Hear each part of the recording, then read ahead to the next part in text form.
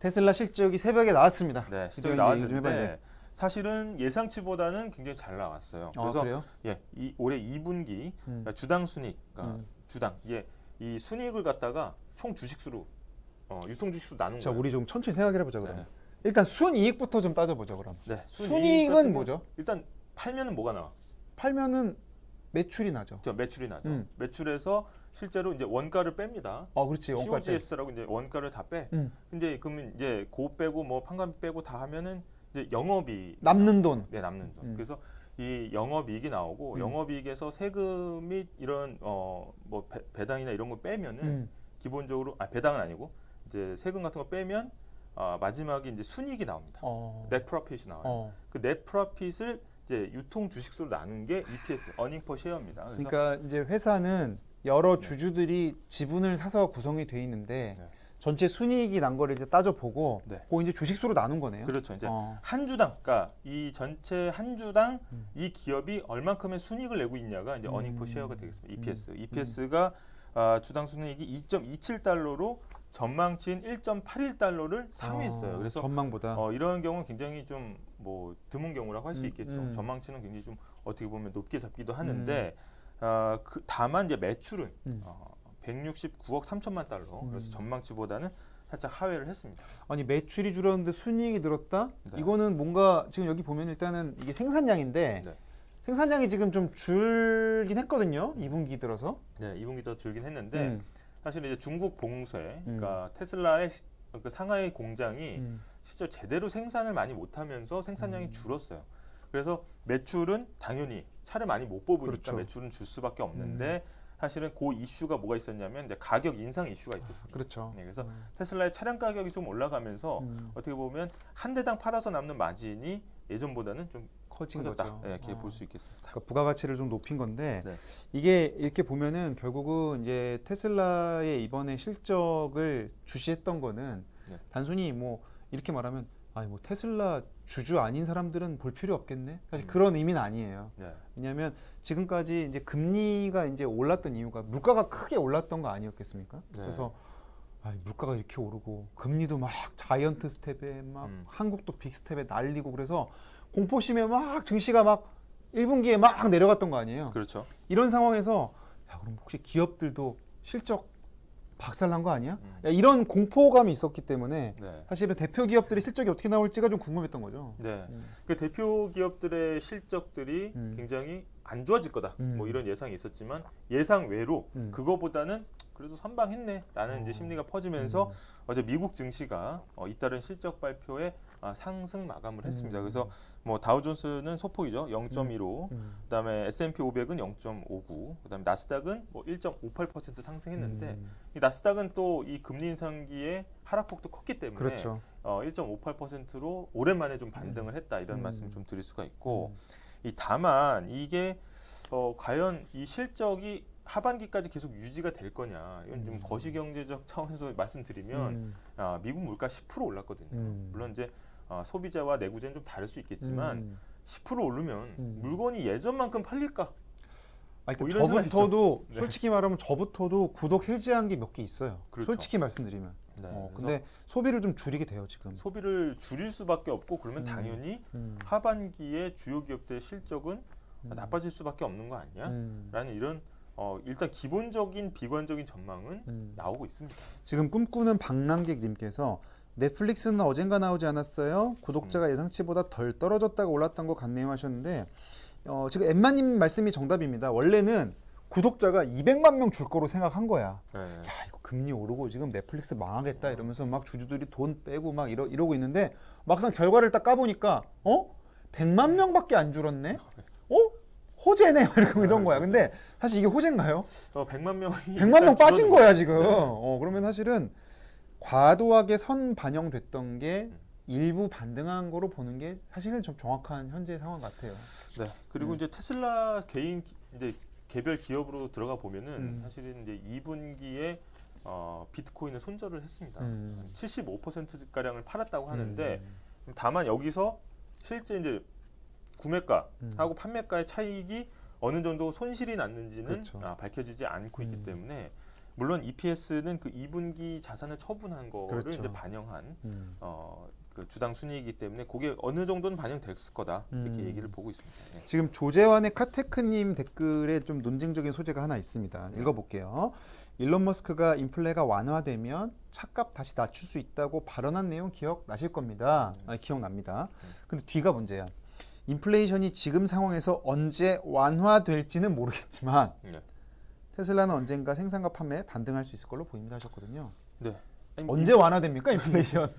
인플레이션이 뭐 글쎄요, 뭐 전문가들도 의견이 그쵸. 엇갈리지만, 그러니까 저희가 예를 들어서 뭐 거리경제 만들 때도 얘기했던 게 그때 그날의 날씨를 예측하기 굉장히 어렵지 않습니까? 맞아요.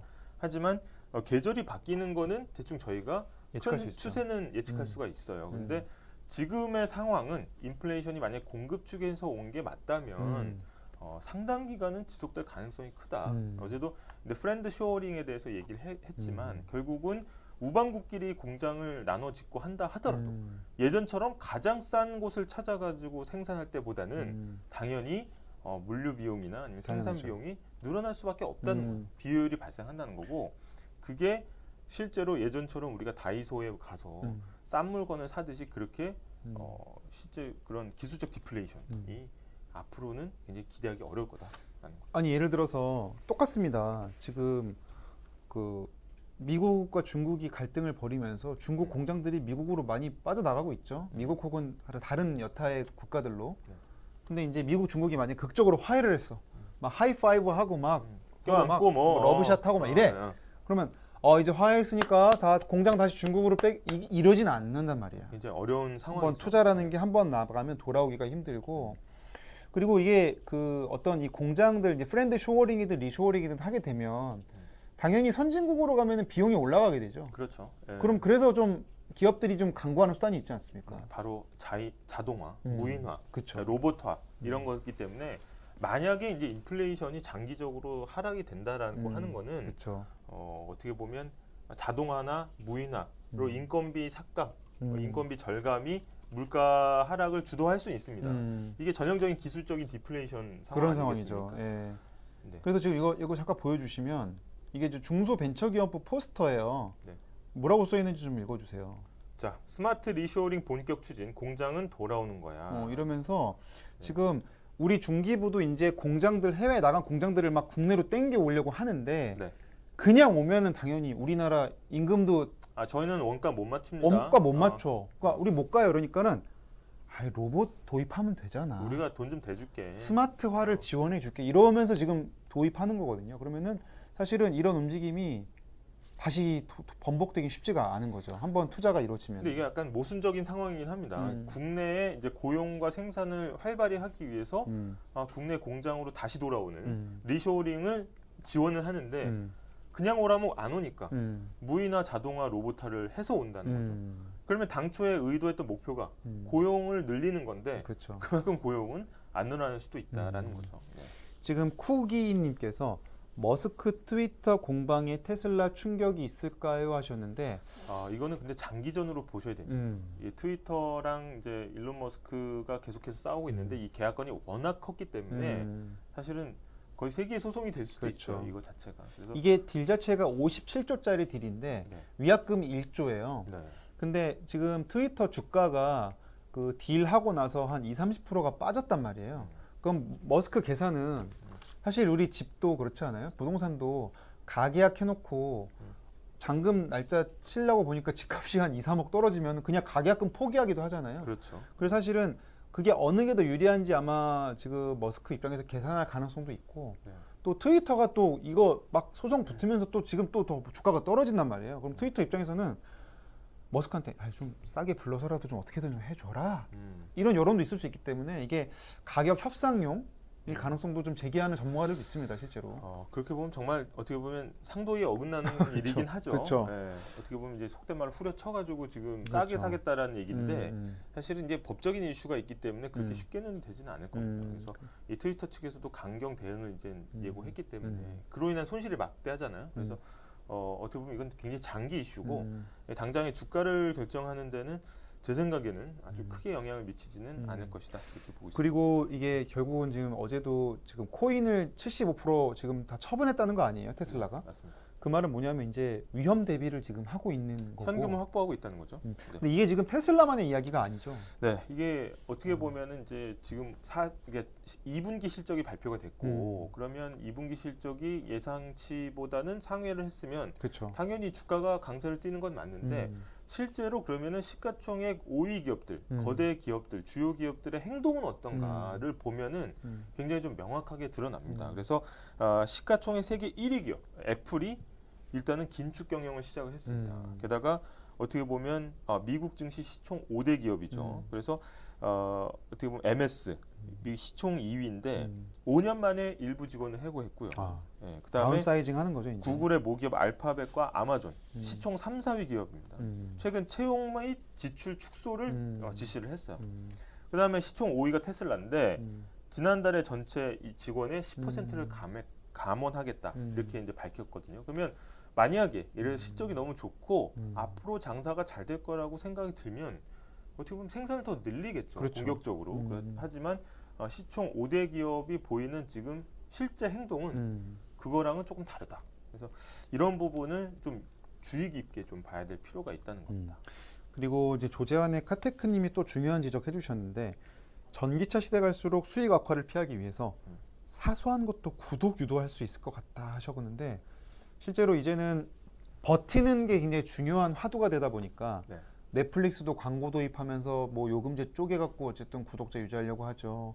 지금 테슬라도 지금 구독 서비스 늘리고 있거든요, 실제로. 뭐 맞습니다. 소프트웨어 같은 것들. 그거 제가 어디 기사에서 봤는데 뭐였죠? 뭐 BMW 같은 경우에 무슨 이제 시트가- 그 전동 시트, 뭐 핸들 열선 이런 사소한 것들을 구독 서비스화해서 핸들 열선을 구독하는 거는 좀 너무한 거 아닌가요? 네, 그래서 일단은 기본적으로 기능은 다 집어넣어 놓고 어, 이제 하고 싶으면 돈 내고 써라라는 아, 거기 때문에 안정적인 수익원 확보를 위해서 이제 기업들이 굉장히 뛰고 있다라는 겁니다. 네.